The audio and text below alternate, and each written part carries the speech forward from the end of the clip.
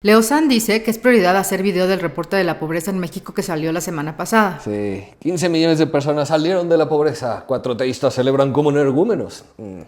Pues toca matizar para variar. Pónganle pausa si quieren leer completo el comentario de Leo. No está tan errado y, por supuesto, recibimos muchos comentarios pidiendo el mismo análisis.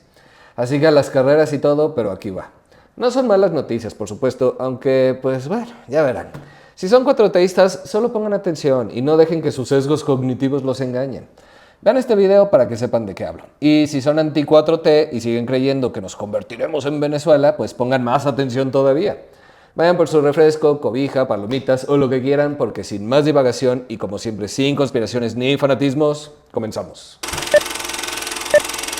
Pues lo primero es aclarar este dato de 15 millones que salieron de pobreza. Por favor, vean el video de ¿eres pobre? Depende cómo lo midas. Porque no puedo estar explicando todo en cada video. Necesito que tengan conceptos básicos y aprendidos. Existe pobreza absoluta, relativa y multidimensional. Cuando hablamos de 13.4 millones, que es el dato correcto, no el de 15, hablamos de pobreza multidimensional. Entre 2018 y 2024, en efecto se redujo de 41.9% de la población a 29.6%. Y también hubo mejoras en el coeficiente de Gini, que mide la desigualdad en ingresos. Pasamos de 0.45 en 2016 a 0.39 en 2024, con 0 siendo el ideal, digamos. Por eso, a su santidad le dimos 5 puntos, o sea lo máximo, en estos rubros en el ranking presidencial, véanlo. Sin duda de los mejores desempeños históricos, comparados a otros sexenios, en estas áreas, no empiecen con cosas. También si pueden, vean el video de IEPS y deciles, para que comprendan esto que voy a decir. En el mismo periodo, 2016-2024, los ingresos del primer decil, o sea, el más pobre, aumentaron 36.4% en términos reales, o sea, descontando la inflación.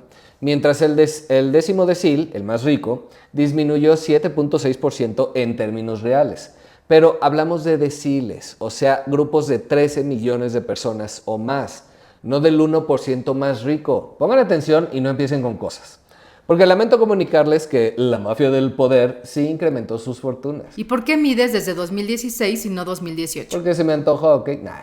Porque la serie comparable que usamos es la ENIG 2016-2024. La forma de medir el ingreso cambió ese año. ¿Se acuerdan de Peña? Ese tramo incluye el último punto preseccional y prepandemia, o sea, 2016 y luego 2018, 2020, 2022 y 2024 con la misma metodología. Así se ve todo el ciclo.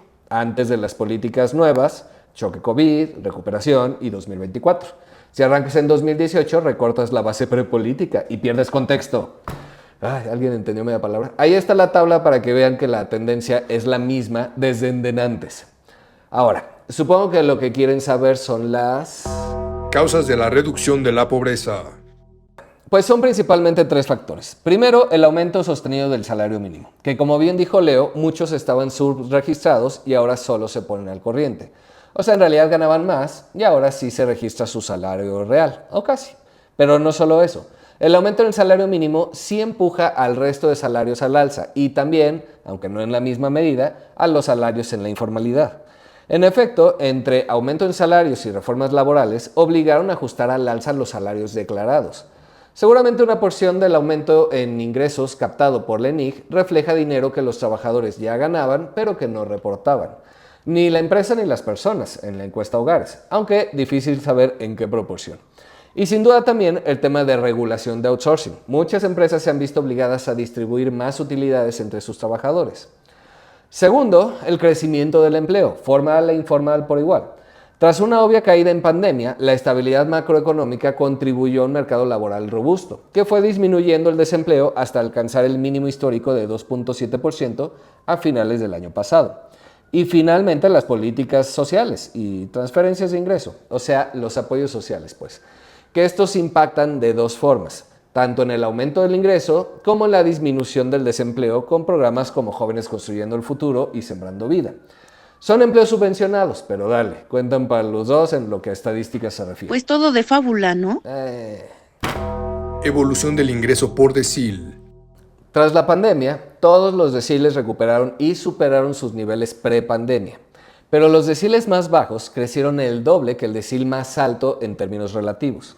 No está para nada mal. La cosa es, del decil 1 al 5, los ingresos reales, o sea, descontando inflación, aumentaron entre 12 y 15%. Fue más, pero estamos descontando inflación. En serio, cuando me salgan energúmenos en los comentarios, verán. Mientras que los deciles más altos, o sea, los que están abajo en la tabla, los que ganan más, pues, ¿y a quién se le ocurrió ponerlo de cabeza? Solo causa confusión. En fin, que la mitad más rica solo creció entre 6 y 12%, con el decil más bajo en particular, o sea, el más alto, pero que aparece abajo en la tabla, creciendo 6.4%. Y muchos podrán pensar, pues está bien, que se jodan los ricos, ¿no? Pero nuevamente hablamos de 13 millones de personas. Sí, algunos pequeños y medianos empresarios, pero en su mayoría profesionistas empleados o independientes. No hablamos del 1% más rico, miembro de la mafia del poder y dueños de los medios de producción, cuyas fortunas no dependen de su ingreso, sino del valor de sus activos. Ay, esas carnes que siguen subiendo y no se mide aquí. ¿Por qué esto es relevante? Porque nos habla del tipo de empleos que se están creando en México y el origen del aumento de ese ingreso, lo que nos lleva a cuestionar si estas mejoras son sostenibles, pero no nos adelantemos. La inflación general acumulada en los últimos 6 años ha sido de 36.8%. Sin embargo, cuando nos vamos a sectores específicos, vemos que medicamentos superan el 40%, transporte está más o menos igual con 35%, pero alimentos y bebidas fue superior al 45%. Considerando que el decil más bajo gasta más del 50% de su ingreso en alimentos, pues el aumento real ya no es del 12 o 15%. Para no hacer los bolas y en promedio, el decil más bajo tenía un ingreso de 9,251 pesitos por hogar en 2018. Hoy tiene un ingreso nominal de 16,795 pesos, menos la inflación en alimentos y transporte, que son su principal gasto. En términos reales son entre 13 y 14 mil. Pero si ya vieron el video de IEPS y deciles, sabrán que este ingreso es trimestral. Así que el aumento real es de apenas 1,000 o 2,200 pesitos mensuales por hogar, porque esto se mide por hogar. Y en cada hogar se consideran 3 personas, 3 punto y algo. Así que el aumento en el ingreso real en 6 años por persona mensual, con suerte supera los 400 pesitos reales. 433 per cápita es el oficial. Yo diría un poco menos, considerando la inflación en alimentos, pero dale. Es decir, el poder adquisitivo de los más pobres mejoró en 6 años en 400 pesos al mes. Y así me puedo seguir con el decil que quieran. Sí, 13 millones de personas salieron de la pobreza porque ya ganan 400 pesos más al mes. ¿En serio? Ay, cómo les encanta hacerse chaquetas mentales. Ojo que no estoy diciendo que no sea una mejora notable comparado con mediciones anteriores. Sin duda lo es en las estadísticas. La cosa es que mejoró el ingreso de unos sectores, sí, pero solo lo suficiente para rebasar un umbral artificial de que te alcanza para una canasta básica al mes por persona. ¿En verdad dejaron de ser pobres? Por otro lado, el ingreso solo es un factor en la medición de pobreza multidimensional. En general se mide acceso a agua potable, rezago educativo y acceso a escuelas, acceso a servicios de salud, seguridad social, calidad y espacios de vivienda y acceso a alimentación. En casi todos hay mejoras, aunque sean pequeñas, excepto en educación, que está estancada, y acceso a servicios de salud, que sufrió graves retrocesos. La proporción de personas sin acceso a servicios de salud se disparó de 16.2% en 2018 a 39.1% en 2022, mejorando un poco para 2024, ubicándonos en 34.2% de la población sin acceso a servicios, 44.5 millones de personas. Esto es relevante porque aunque la inflación diga una cosa, las personas están comprando medicinas o haciéndose estudios pagados de su bolsillo. Así que en muchos casos, aunque el ingreso haya mejorado, pues si esos 400 pesitos extras te los gastas en medicinas, pues... Ingresos por sector. ¿No les encanta hacer investigación? No, qué hueva. Bola de huevones. Bueno, pues empiezan los datos escabrosos y por los que siguen al tío financiero. Análisis real y no selección aislada de datos para hacer quedar bien o mal a alguien, del bando que sea. Esto no lo encuentro ni en Forbes. Con este ya me deben 2 doctorados. Bueno, ya. Independientemente de si son formales o informales, ya hemos visto en otros videos que también existe la ENOE, Encuesta Nacional de Ocupación y Empleo. ¿Qué pasaría si cruzamos la información con la ENIG? ¿Eso qué es? Madre santa, ¿cómo que? La Encuesta Nacional de Ingresos y Gastos de Hogares, de la que hemos hablado todo el video hasta ahora. Pongan atención. La cosa es, según la ENOE, el sector con mayor número de empleos en México es el comercio, en el que trabajan unos 11.5 millones de personas con un ingreso promedio de 10,500 pesitos mensuales. Este ingreso es estimado por nosotros, aclaro, de hecho para la ENOE es más bajo. considerando reportes del IMSS también, informalidad y la propia ENIG. Bueno, estamos cruzando información. Puede estar un poco subestimado de todas formas, pero no estaré equivocado en lo relevante que ahora verán. Los sectores que mejor pagan son el industrial, con 13,000 pesitos, dando empleo a 9.7 millones de personas en 2024, y el sector gobierno. Esos burócratas. Este es el primer lugar, bueno, el segundo, con un ingreso promedio de 16,000 pesos, dando empleo a 2.26 millones de personas. También el sector de servicios de salud y asistencia social anda muy cerca del industrial con 12,500 pesitos, pero solo dio empleo a 2.1 millones de personas. Ahora, ¿qué tiene de interesante? Pues que el sector gobierno pasó de dar empleo a 2.5 millones de personas en 2018 a solo 2.26 millones en 2024, con ingresos que rondaban los 15,000 a solo 16,000 actualmente. O sea, una reducción real descontando inflación, no que ganen menos, que está bien. Menos burócratas, y queda claro que hubo aumentos salariales en puestos bajos y recortes arriba. Aumento en corrupción para compensar, ¿verdad? Pero ese es tema de otro video. No van a decir que solo repetimos propaganda, repitiendo propaganda ustedes. Bueno, como sea, el sector industrial manufacturero, que es el motor de cualquier país, bueno, de cualquier país que aspira a salir de la pobreza, disminuyó de 10 millones de empleos a 9.7, como ya dijimos, y su ingreso mejoró, pero no al mismo nivel de la inflación, pasando de 10,800 a 12,500. Pónganle ustedes la inflación, si quieren, pero son menos empleos en el sector industrial, y nosotros somos cada vez más. ¿Ya me siguen? Este sector debería estar creciendo a lo grande, como el chino. Uy. Entonces, ¿qué sectores han crecido? Pues creció la minería, que esta es en realidad la que más paga, 16,500 mensuales en promedio. No lo mencioné antes porque en 2018 empleaba a 320,000 personas y hoy a 367,000. Es muy pequeño en lo que se refiere al número de empleos. Su aumento en ingresos también solo obedece a inflación. La construcción pasó de 4.3 millones a 4.65 millones, que más o menos compensa la caída en el sector industrial manufacturero. Pero aquí el ingreso es menor, pasando de 6,700 a 7,700. Espera, ganaba más del mínimo en 2018 y ahora ganan el mínimo. Raro, ¿no? Al buen entendedor, pocas palabras. Comercio creció en 300,000 empleos, pero su ingreso tampoco se movió respecto a la inflación, pasando de 8,500 a 10,000. Servicios educativos pasó de 9,500 a 11,000 aproximados y crearon más o menos 600,000 empleos. El que parece haber crecido más, y no es ninguna buena noticia, son los servicios personales de reparación, entretenimiento, domésticos y otros por el estilo, lo que se conoce como servicios diversos. En su mayoría son informales, pero bueno. Estos pasaron de 5.5 millones en 2018 a 6.38 millones en 2024, casi 1 millón de personas, con ingresos que antes rondaban los 4,800 en 2018, o sea, arriba del mínimo de aquellos años, y hoy se estiman en 5,800, muy por debajo del mínimo actual. ¿Ya entendieron esta parte del subregistro en ingresos? Además de que no es nada saludable, estás perdiendo empleos en el sector manufacturero, que es lo que te lleva a una siguiente etapa económica, y creando empleos en los sectores pues, prácticamente informales o de bajo pago. Este es el tipo de cosas en las que uno se emplea cuando no encuentra otra cosa, además del comercio, claro. Puede estar subestimado el ingreso al ser informal, pero no por mucho. Así que ya vimos que empleos formales bien pagados se han perdido, pero empleos informales de menor ingreso han crecido. Sumado a Sembrando Vida y Jóvenes Construyendo el Futuro, pues ahí tienen la desocupación tan baja. Que igual, si se estuvieran creando servicios corporativos y financieros, tampoco estaría mal. De hecho, sería mejor todavía. Es una siguiente etapa después de la industrial en el desarrollo de un país. Pero ni esa, ni la industrial. Eso es una tragedia. Nos habla de estancamiento. Aunque el gobierno esté repartiendo pesitos. ¿Y entonces de dónde saca el gobierno de cuarta que la gente gana más? Pues es que nos falta un pequeñísimo sector y un dato muy relevante. El sector agropecuario, ganadería, silvicultura, caza y pesca, esas cosas. Pasó de emplear a 6.2 millones de personas en 2018 a 5.9 millones en 2024, una ligera reducción, 300,000. Sus ingresos, no provenientes de apoyos sociales, casi no se movieron tampoco, ni siquiera la inflación, de hecho.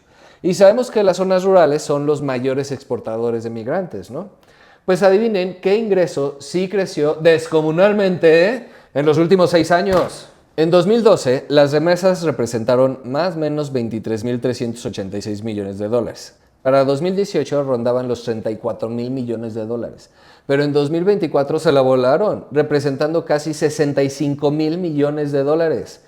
Per cápita, o sea, por cráneo, cada mexicano recibió 495 dolaritos, poco más de 9,000 pesitos.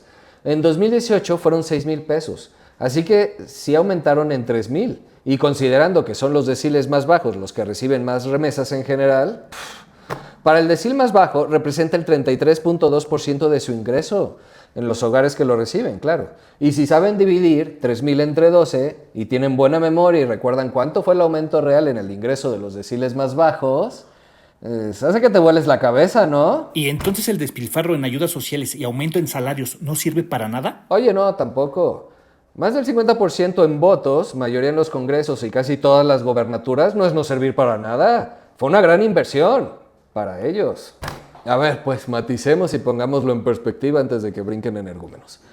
Tampoco son los más bajos los únicos que reciben remesas, y tampoco es que a nadie le hubiesen servido las reformas laborales, los aumentos en salarios y los programas sociales. No es la misma persona la que recibe remesas que la que recibe el apoyo social. Bueno, a veces sí son ambos, pero ya me entendieron, ¿no? Son promedios nada más. Todo suma para que se haya obtenido el resultado obtenido. Lo que sí es que el aumento en remesas es descomunal y sería absurdo no admitir que es la principal razón. Si hay dinero del narco metido en las remesas o no, pues ya es harina de otro costal. Lo que sí debe hacernos reflexionar, cuatroteístas, es cómo implementamos las ayudas sociales. No el aumento en ingreso, bueno, también, pero es que a ver, estás perdiendo empleos en tu principal sector, el que mejor paga. Subes salarios, pero los empleos creados pagan menos, son menos calificados, de menor calidad, pues. No es que maquillen cifras, pero era bien sabido que buena parte del ingreso estaba subregistrado. Así, el impacto del aumento no es despreciable, pero no explica ni de cerca la mayor parte. De no ser por las remesas, habrías caído económicamente en el sexenio y ni de cerca habrías obtenido estos números.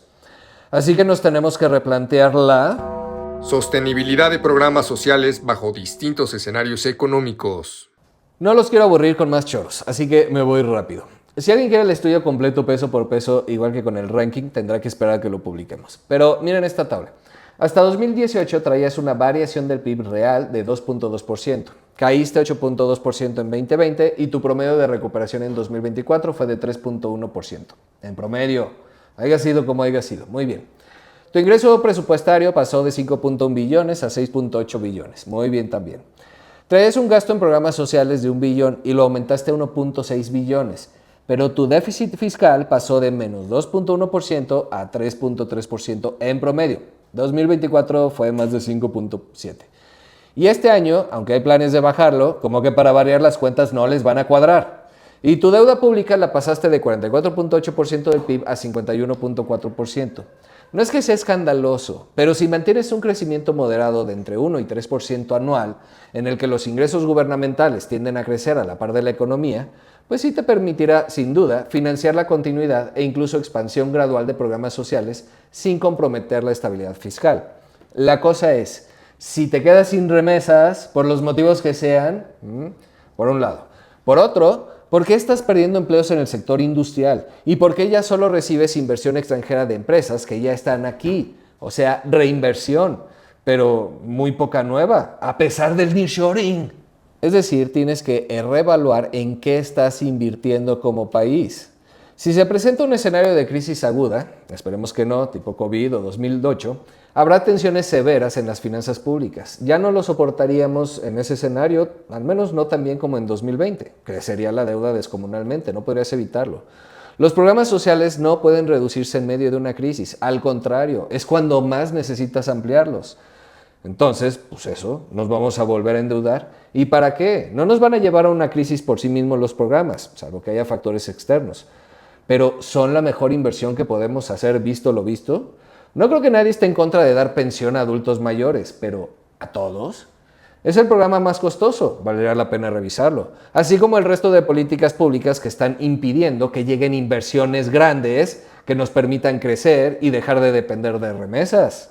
No sé, hola, reforma judicial y cancelación de proyectos, burradas. No sé, es pregunta nada más. ¿Estamos capacitando chavos realmente para empleos más sofisticados y mejor pagados? Las becas nos han ayudado a disminuir la deserción escolar porque la ENIC dice otra cosa. Entonces, ¿qué estamos haciendo? ¿Podemos seguir así? Por supuesto, eternamente, hasta que el vecino se canse de recibir migrantes y pues parece que ya andan esas. La cuestión con estos resultados de la ENIC es que en realidad demuestran que no hubo cambios estructurales. Rezago educativo, acceso a salud y pobreza multidimensional. Entre 2018 y 2024, el porcentaje de población con rezago educativo disminuyó ligeramente en la mayoría de entidades, aunque aumentó en 6: Chiapas, Oaxaca, Guerrero, Puebla, Campeche y Durango. El rezago educativo es un tipo de carencia que no debería aumentar. Si no cae, al menos no aumentar, nunca, en ningún lado. Viéndolo del lado optimista o positivo, o al revés si quieren, y más importante aún, aunque la pobreza cayó, el porcentaje de población que tiene al menos una carencia social aumentó. Si te falta una carencia, no caes en la categoría de pobre, pero sí de vulnerable por derecho social. O sea, aunque es menos probable que seas pobre por tener un ingreso muy bajo, la probabilidad de que te falte alguno de los derechos sociales aumentó. En otras palabras, no importa cuántas transferencias mandes, son insuficientes para que de manera privada se satisfagan todos los derechos sociales. De 2018 a 2024 aumentó en 10% las personas que recibieron atención médica con privados. Se cambió lo de Insabi en la encuesta, que era de lo que se quejó Claudia, ¿no? En el debate, que las personas no sabían cómo se llamaba, pero que sí tenían hospitales. Bueno, pues ya vimos que mejoró un poco preguntando por centro de salud, hospital o instituto de salud pública, estatal o federal, curandero o lo que sea. Ay, a punta de pistola les preguntaban, ¿verdad que sí tienes? ¿Verdad que sí? Casi, casi. Y aún así, pues no, siguió siendo 34%, un aumento descomunal. Igual que la educación, no hay justificación para que eso aumente. De Chiapas, mejor ni hablamos, 63% de la población. Algunos le dan mucha importancia a este tema de que la población vulnerable por carencias sociales aumentó de 32.7 a 41.9 millones de personas. Pero es claramente debido al tema de salud que con políticas serias se puede volver al menos a la situación de 2018 rápidamente. Si se dejan de conspiraciones, claro. No estoy menospreciando la gravedad, solo digo que no se requiere gran cosa para corregirlo y volver a niveles previos. Solo es cuestión de decisión. A mí me preocupan las políticas y la falta de visión de largo plazo del gobierno y del votante, del que sea. Conclusiones. Bueno, ya viendo todo el panorama, aclaremos algunos puntos. Las remesas llegan al 11.3% de los hogares en México. Un tercio de ellas caen en los deciles bajos, un quinto en los altos y el resto en medios. Estas remesas ya representan el 17.7% del ingreso en los hogares donde caen, promediando todos, porque ya vimos que para los más bajos supera el 30%. Aunque, igual que el ingreso informal, podría incluso estar subestimado, y por mucho. Entonces, el aumento en salarios, según la estimación econométrica oficial de la Secretaría del Trabajo y Previsión Social, representa la mitad de la reducción en la pobreza. Pero eso no significa que sea la mitad de su ingreso. Esa es la mitad de la razón de esta disminución. Cuando analizamos el desglose del ingreso, 75 de cada 100 pesos del ingreso monetario de los hogares en 2024 proviene de su trabajo. Las pensiones de todo tipo aportan otros 9 pesos. Juntos nos dan 84. Los 16 restantes pueden ser remesas o apoyos sociales, pero los apoyos sociales aportan menos de 4 de cada 100 pesos. En los deciles más bajos, un poco más, pero no en los más bajos. El aumento de las transferencias monetarias se ha concentrado en hogares de mediano y alto ingreso, teniendo un efecto mínimo sobre la pobreza y casi nulo sobre la extrema. 10 millones de personas, 65% de los hogares de menor ingreso, no reciben estas transferencias. ¿Por qué? Vean el video de apoyos sociales. Por más que suenen bonitos estos números cuatroteístas, no significan casi nada. El país sigue siendo el mismo. Y por más que comprometan finanzas públicas, tampoco nos llevarán a una crisis espeluznante. Simplemente que el modelo elegido no se estanca. Igual que el anterior, No van a pensar que estoy promoviendo al PRIAN, por Dios, ¿no? Pero dado que el gobierno ya tiene la receta para convencer a la gente, eso sí cambió. Pues lo que hemos dicho en otros videos, seguirán presentando datos donde aparentan mejoras, aunque en realidad todo sigue exactamente igual. Mejoramos sí, muy lentamente. Si se sigue perdiendo industria, sí nos puede llevar a una crisis seria, pero faltan al menos un par de sexenios por la misma ruta para eso, así es que hay tiempo. Así que es muy probable que lleguemos al 2050 con pocos pobres absolutos, pero dependientes de ayudas sociales o remesas, mismas carencias estructurales y empleos que no serán tan mal pagados como en el pasado, pero seguirán sin alcanzarte para una casa que no sea de interés social. Vean por favor el video de 40 horas ya y el de salarios bajos para que comprendan los conceptos de productividad laboral. Si no crece el sector industrial y de servicios corporativos y profesionales, se mejora drásticamente la capacitación de las personas, volviendo sumamente escasa la mano de obra y por lo tanto valiosa. Si no se dan subsidios al campo para que sea más productivo y que no solo cuiden arbolitos, que está bien, ojo, pero se puede hacer más, distribuir mejor los recursos, en fin, reevaluar las prioridades, pues no vamos a ningún lado. Si eres clase media, media alta, o sea, rondas en los deciles 7 al 10, tú tranquilo. Habrá años buenos, años malos, como siempre, pero el país seguirá siendo el mismo. Las cosas en su mayoría seguirán dependiendo de las decisiones que tú tomes. Así que, pues hasta aquí mi reporte. Espero no haberlos deprimido. Vean el video de ayudas sociales, por favor, de verdad véanlo, para que entiendan a profundidad porque en realidad no sirven de gran cosa por cómo están estructuradas y porque los que más los necesitan en realidad no las están recibiendo. No que no haya que dar ayudas sociales, ojo, pero sí definitivamente no así. El de salario mínimo, si quieren saber por qué no es tan malo que aumente o por qué no aumentaba en el pasado. Otra vez el de eres pobre, depende de cómo lo midas, para que entiendas por qué estas supuestas mejoras, o sea, que sí son mejoras, pero seguimos lejos, muy muy lejos y vamos a paso de tortuga de realmente combatir la pobreza. ¿Por qué? Todo depende de cómo la midas. El de si estábamos mejor con el PRIAN y cualquier otro que haya mencionado en este video. No puedo hablar de todo en uno solo. En la descripción están los links y ya. Ocúpate de tus finanzas personales, que esa es la ENIG, no las vas a salvar.